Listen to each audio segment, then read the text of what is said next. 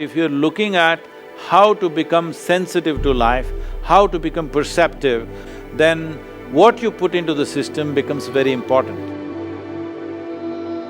If we watch the body with what sort of food the body is most happy, you will naturally notice vegetarian or plant-based food. I do only one meal most of the days. It'll keep me going the entire 24 hours.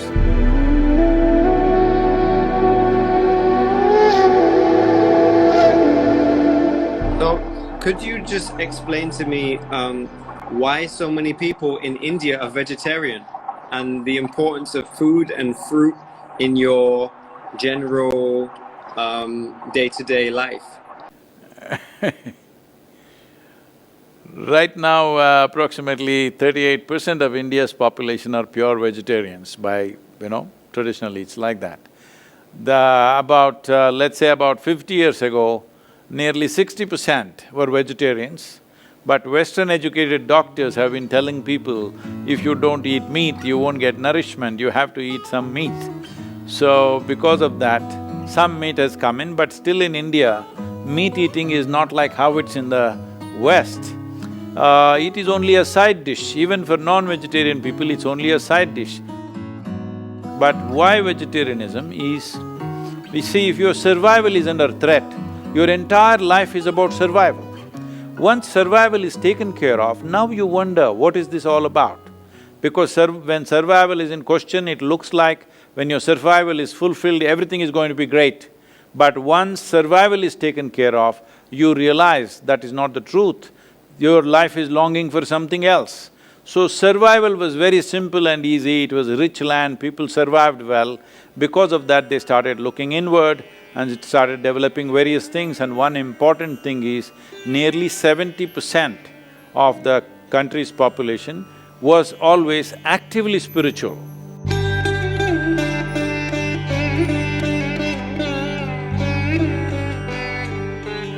Turning inward was an important part of life. Because of this, when they turned inward, they realized that what they eat matters. If you just want to be all beefy brawn, then you can eat lot of meat and just grow muscles and fight with each other.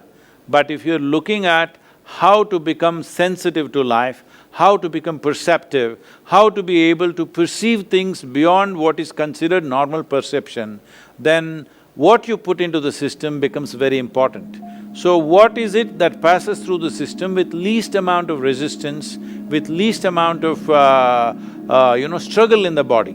So to put this into perspective, let me put it this way. See, if you eat raw meat, for example, in the human system, compared to carnivorous animals, in all the carnivorous animals, the length of the alimentary canal is only 3 times the length of its body approximately.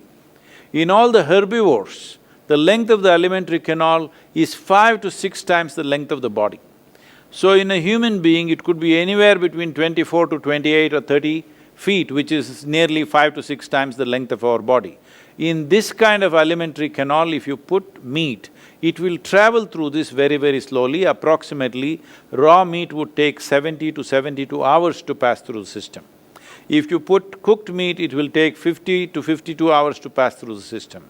If you put cooked vegetable meals, it will take anywhere between 24 to 30 hours to pass through the system. If you put raw vegetables into the system, it will take 12 to 15 hours to pass through the system. If you put fruit into the system, it will take 1.5 to 3 hours to pass through the system.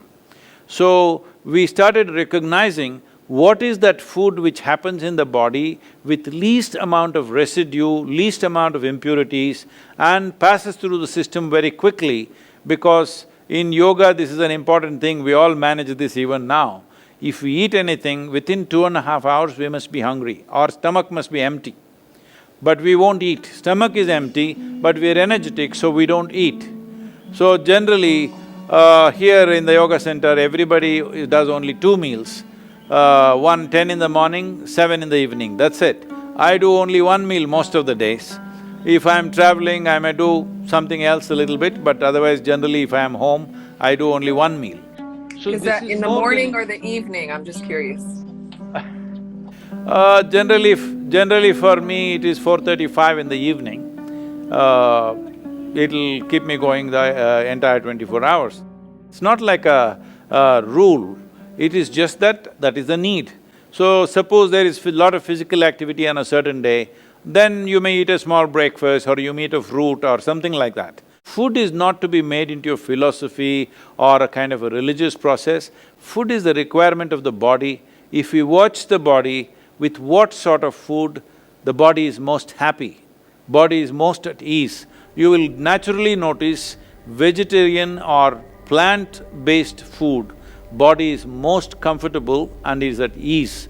It is flexible, it is at ease, it has less to process on a daily basis.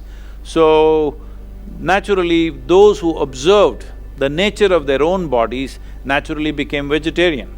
When survival was a question, hunting and eating whatever you kill was a natural process. But once society settled down, they could grow what they want.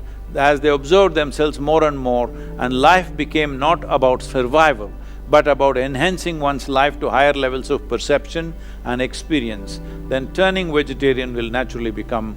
it's a natural process, it is bound to happen everywhere.